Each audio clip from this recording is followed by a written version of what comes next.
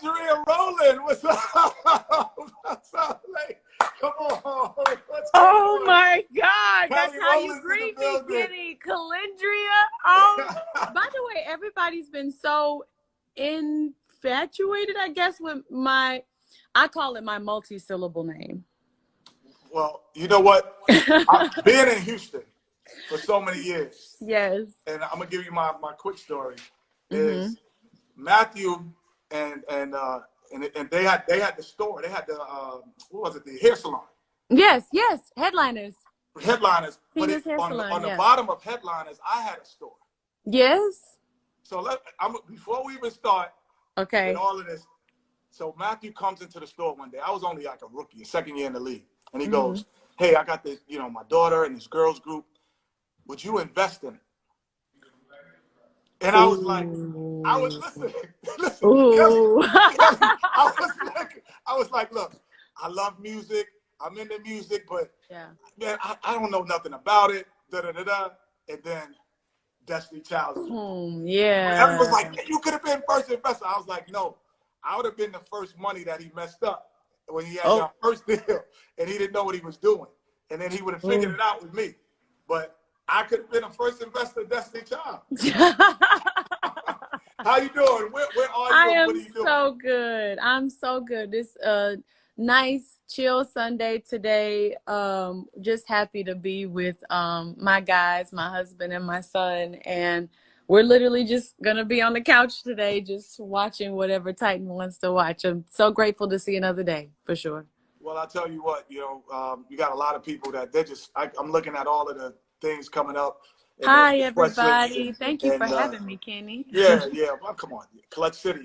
And the other thing that you might not realize is that we used to say when the first championship, we used to call ourselves Destiny Child in the locker room. No way. Because it was right at the time when when all the split happened. And everybody was like, oh, Destiny Child, blah, blah, blah, blah. Are they going to make it? Are they going to come back? Yeah. And so in the locker room, we were like down 3-1. And everybody was like, oh, are they going to make it? Are going to be that? And I think it might have been Vernon Maxwell. He's like, oh, we like Destiny Child, bro. We coming back. We coming back. I love calling ourselves Destiny Child back in those days. I love it. And y'all didn't even know. So y'all was part of our No, didn't even know, but I love that. Thank you so much. So what are you doing right now to keep yourself busy? I saw the new music drop. I saw what are you doing to keep yourself busy? I mean, between new music and I actually just got back in the studio yesterday. I'm so excited. My engineer's been quarantined, and so we can finally work. You know what I mean? Right. But we've just. So you have your own studio? You going to I have my own space in my studio. I just like to make sure that my household is good first. You know what I mean? My household comes first, and I do not play that at all. So, making sure I get back in the studio, because that's making me still feel busy. You know what I mean? Because the slowdown for me was definitely okay, what are we gonna do now? And the uncertainty was giving me a little bit of anxiety. So I came up with this thing called Coffee with Kelly, because it was so much information on TV, and it was just coming in as such big doses, and it's something new every day. And I was just like, oh gosh, I need to kind of pick myself up out of this. So I did the Coffee with Kelly, and we were on there talking about all kinds of kinky, fun stuff. We were having such a good time, and people sending in the funniest questions. So it's been a lot of fun. Well, I'll tell you, during that time and during this time, I have a saying that in this quarantine, if it lasts out of the quarantine, it would have lasted for 10 years. It's going to last.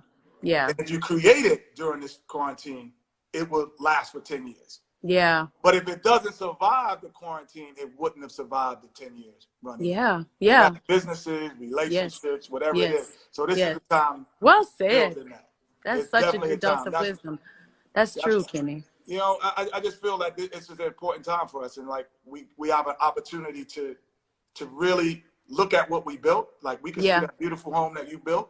Some people still might not want to be in it. Yeah. You know what I mean? Yeah. You in there, you My kids are laughing right now. They're in this other room and they're going, because I always give the basketball analogies. Yes. Like, as soon as they do it, they go, oh, here he goes again. I'm like, see, this is like a team.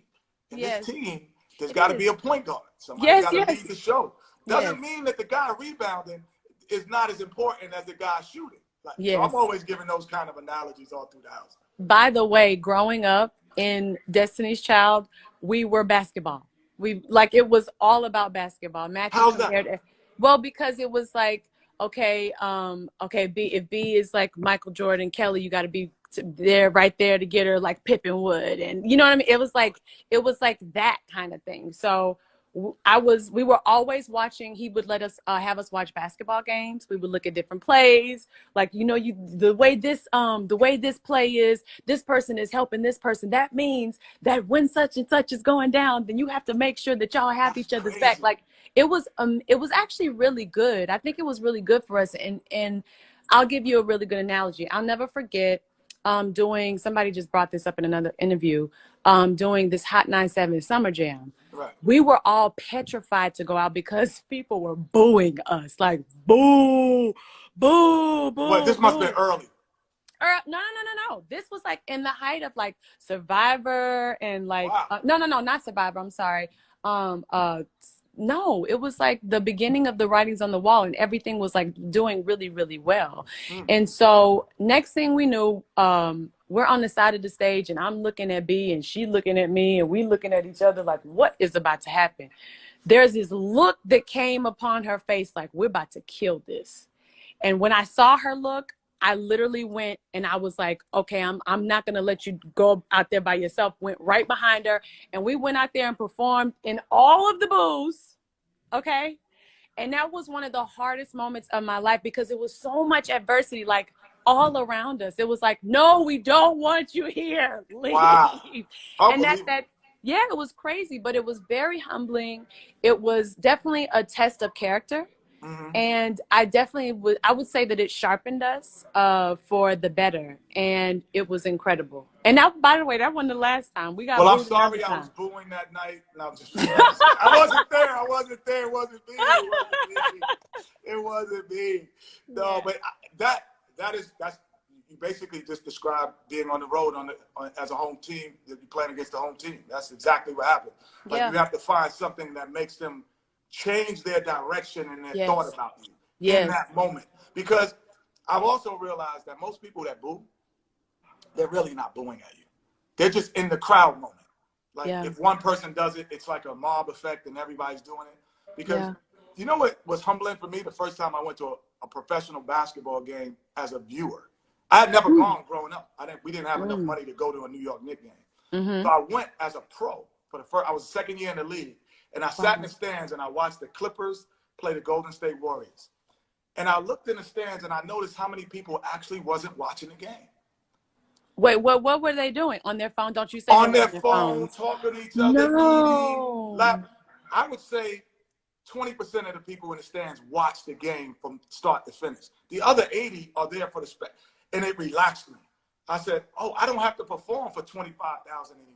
Wow. I'm really only performing for the 12 next to me and the people here because everybody's not paying attention. And I thought when you're on the court, you think like everybody's watching. Like, oh, let me fix my shirt, let me write my note. You think everybody no.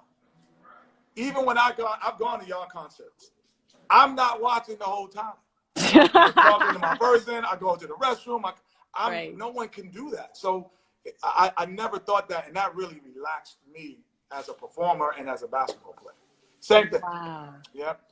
Wow. But I mean, do you think that that's changed because of the times, like with phones and everything? Oh, I think it's worse now because I see people like this now. They're like this. So anyway, and they're recording you, but talking to someone else, and they're not actually watching. I've seen that sucks. 100 times.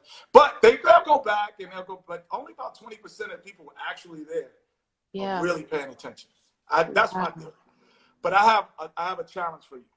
So what I've been doing, I've been giving a week of groceries to random people on my Instagram. Just that's my random act of kindness. Okay. So I want you to come up with one for the people that's watching. Everybody is watching. Like, here is a random act of kindness that I want you to do at your home. I always say, I was saying earlier, I had Fat Joe on. I got Candace Parker coming on after you, Aaron Gordon. I was like, Fat Joe was like, I'm gonna wash the dishes for my wife. I've never washed the dishes ever. It's like, oh, you got to do it. You got to film it and send it to me. Yeah. So give everybody an act of kindness. Okay. Okay. It could be big, small, or whatever. Okay. But you got to do it too today. You just can't do it. Well, I actually really like yours. Can I actually bite off of yours? Because I think what I'll do is when I'm in the next time I'm at the store and I'm in a line, I will take care of somebody's groceries in front of me. Give it up for carrying those groceries, Sheldon. So wait, come here. London, she wants to say hello to you. Malloy, you probably do, but you don't. Yes. But my little one, she wants to say hello to you. Oh my gosh, you are so beautiful. Yes. Thank you. Hi. She can't see you. So these are 2 of the 5. They want to say hello. And my daughter, it's so nice to see you. She's like, but she's in the music business and the industry and acting. So she's following your footsteps in that. So I always point to you what they need to do. Thank you for me. I don't know if you remember when I saw you at the concert. I was like, your son, when he started the hoop. Yes. To me. Yeah. I got him. He's so big. He's so big. And that's why I told you. I was like, send it to me. Because so big. I might not get him in the NBA, but I could get him a college scholarship. Okay. I will remember that. I'll remember that. There it is. It's so good to see you and your beautiful family. And I actually am going to the store today with my mask and my gloves and everything else. And I'm going to do that. That's going to feel really good. Thank you. Yeah, there it is.